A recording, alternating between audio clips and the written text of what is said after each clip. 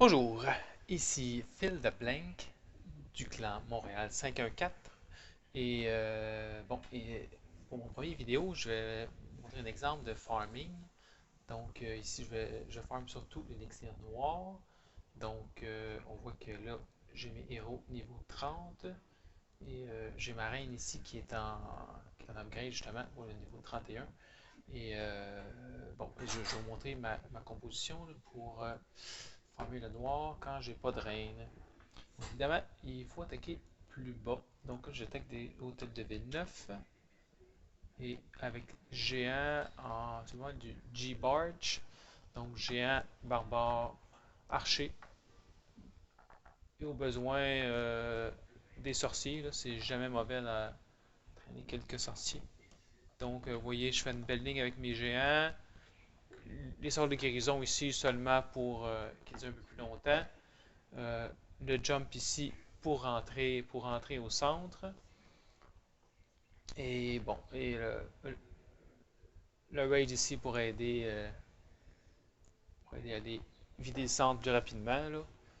Ici, le freeze, c'est sûrement pas vraiment utile.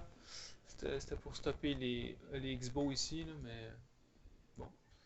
On voit ici que mes géants les géants à droite sont morts, mais ici, le job est pas mal fini de ce côté-là. Donc, je lance le reste de mes troupes à gauche. Et, euh, et mes géants font le travail, donc ils absorbent les dégâts pendant que mes archers et mes sorciers qui restent là, euh, vident ici l'extrémité gauche.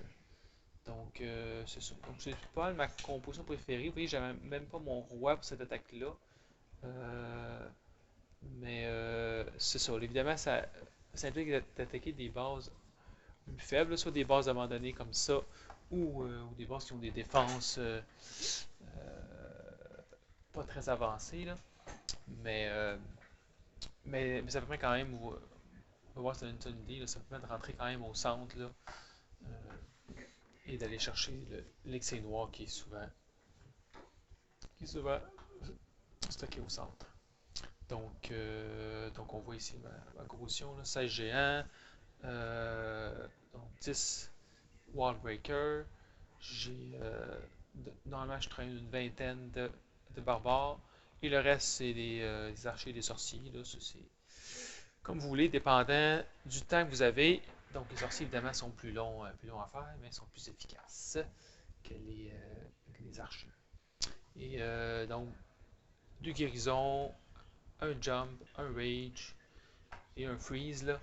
Donc, vous voyez à peu près comment j'utilise. Le jump, c'est pour rentrer au centre.